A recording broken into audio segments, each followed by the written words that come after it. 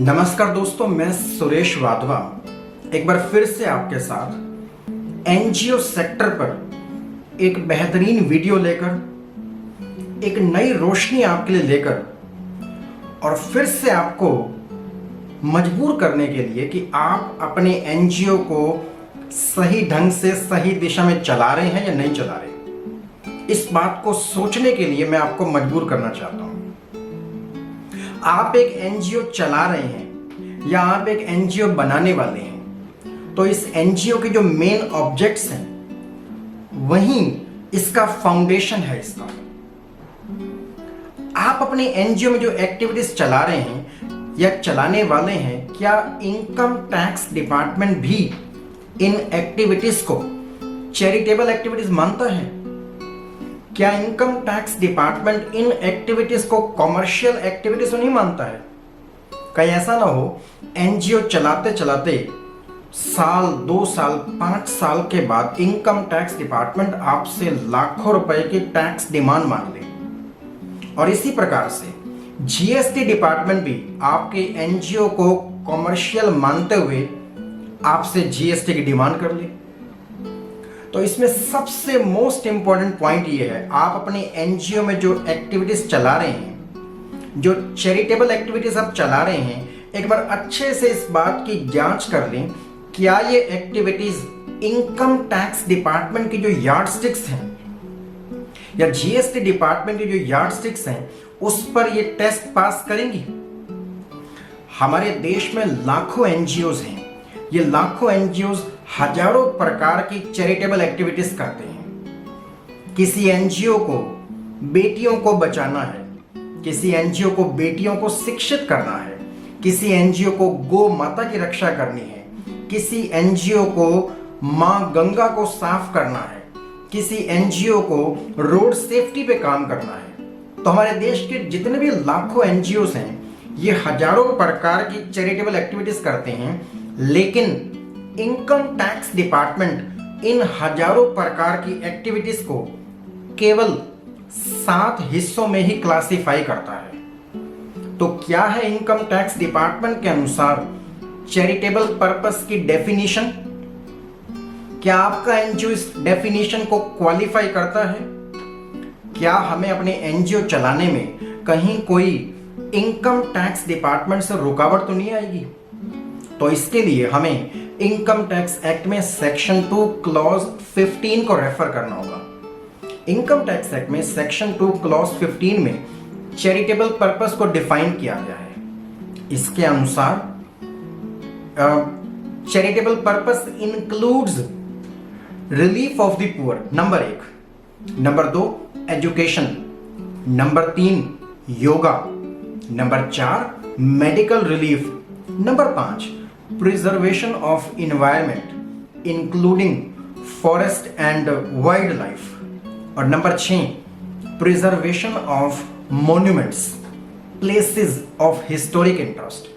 आप ताजमहल को बचाना चाहते हैं, प्रिजर्व करना चाहते हैं, आप लाल किला, पुराना किला को आप प्रिजर्व करके रखना चाहते हैं। सो ये वो 6 क्लासिफिकेशंस हैं जिसमें कहीं कोई दिक्कत नहीं है। इन 6 क्लासिफिकेशन में, इन 6 क्लासिफिकेशन के अनुसार यदि आपके एनजीओ के चैरिटेबल पर्पस इन 6 कैटेगरीज में अगर क्लासिफाई किसी एक में किए जा सकते हैं तो कहीं कोई दिक्कत नहीं है। आपको अपने एनजीओ को चलाते समय कुछ कॉमर्शियल एक्टिविटीज भी करनी होती हैं, करनी पड़ती हैं, उनसे कुछ रेवेन्यू आता है। तो इन 6 प्रकार के क्लॉजेज में आप जितनी मर्जी कॉमर्शियल एक्टिविटीज करें, किसी प्रकार की कोई रुकावट नहीं है। शर्त केवल एक कि इन कॉमर्शियल एक्टिविटीज को करते समय जो रेवेन्यू जनरेट होगा उसे आप वापस फिर से अपने चैरिटेबल ऑब्जेक्ट्स को पूरा करने में लगा देते हैं। लेकिन सबसे आखिरी क्लॉज सचमुच में आपको मजबूर करता है यह सोचने के लिए कि क्या आपकी चैरिटेबल एक्टिविटी सही है।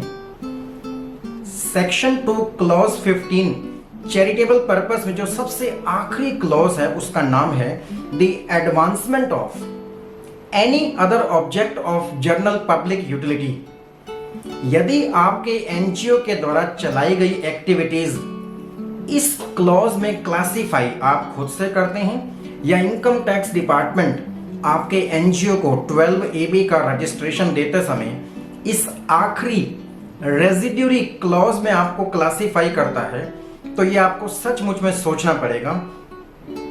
इस क्लॉज में आप कॉमर्शियल एक्टिविटीज नहीं कर सकते, और यदि आपको इस क्लॉज में कॉमर्शियल एक्टिविटीज करनी है तो वो उस एक साल की ग्रोस रिसिप्ट्स का मैक्सिमम 20% ही कर सकते हैं।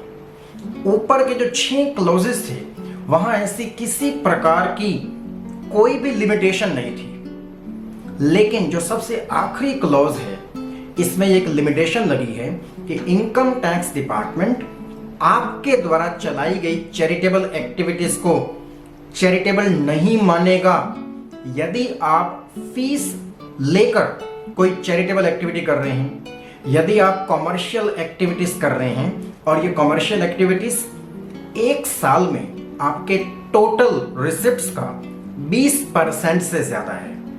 यदि किसी साल आपकी कॉमर्शियल रिसिप्ट्स आपकी टोटल रिसिप्ट से 20% से ज्यादा है तो उस साल इनकम टैक्स डिपार्टमेंट उस हिस्से पर आपको सेक्शन 11-12 को एग्जाम्पशन देने से मना कर सकता है। मैं आपको कुछ एग्जाम्पल देता हूं कि ऐसे कौन से एनजीओ हैं, ऐसी कौन सी एक्टिविटीज हैं जिन्हें क्लासिफाई किया गया है सबसे आखिरी clause, the advancement of any other object of general public utility.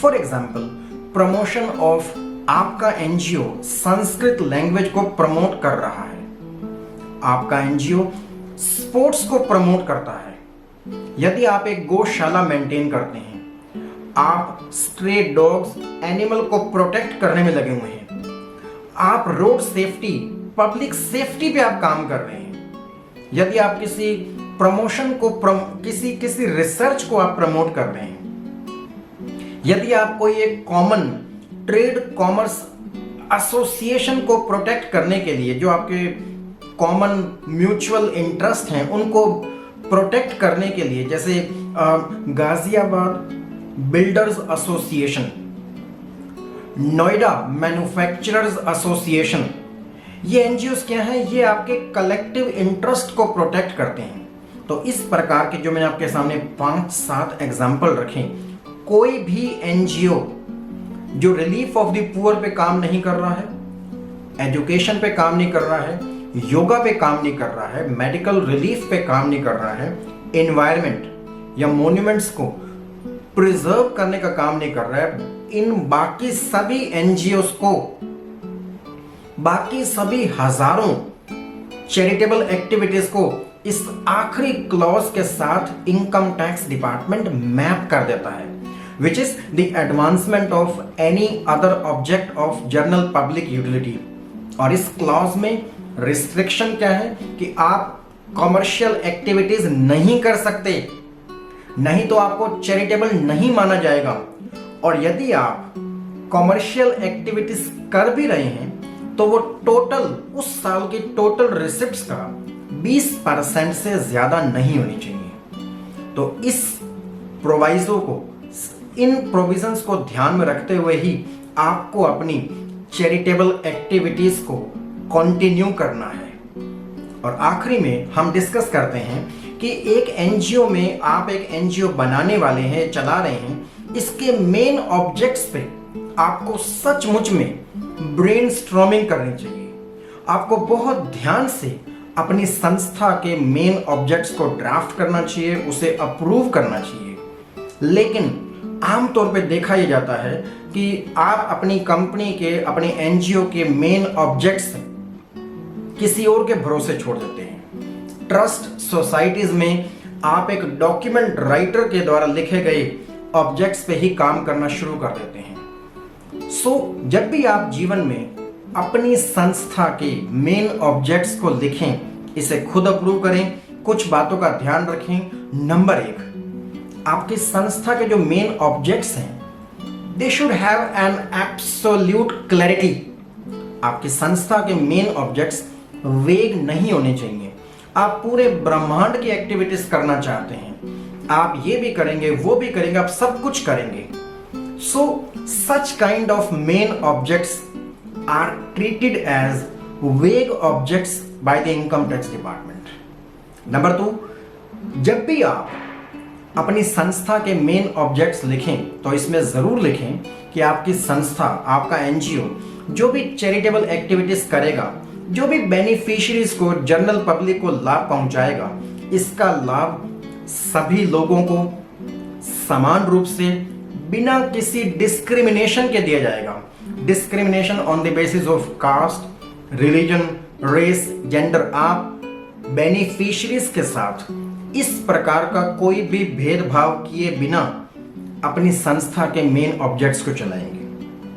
और आखिरी में सबसे मोस्ट इंपॉर्टेंट, इसमें भी एक रिस्ट्रिक्शन आप लगा सकते हैं जो कि बिल्कुल वैलिड होगी। जब आप अपने एनजीओ के मेन ऑब्जेक्ट्स का फायदा, जब आप अपने एनजीओ के द्वारा चलाई गई एक्टिविटीज का फायदा पहुंचाएंगे, तो ऐसा बिल्कुल भी जरूरी नहीं है कि पूरी दुनिया के लोगों को उसका बेनिफिट होना चाहिए। ऐसा बिल्कुल जरूरी नहीं है। शर्त क्या है? शर्त केवल ये है कि आप अपने एनजीओ में जो चैरिटेबल एक्टिविटीज चलाई जा रही हैं, इसके बेनिफिशियरीज 2-4 इक्का दुक्का स्पेसिफाइड लोग नहीं हो सकते। एक लार्ज कम्युनिटी होनी चाहिए, फिर चाहे वो एक विशेष कम्युनिटी भी क्यों ना हो।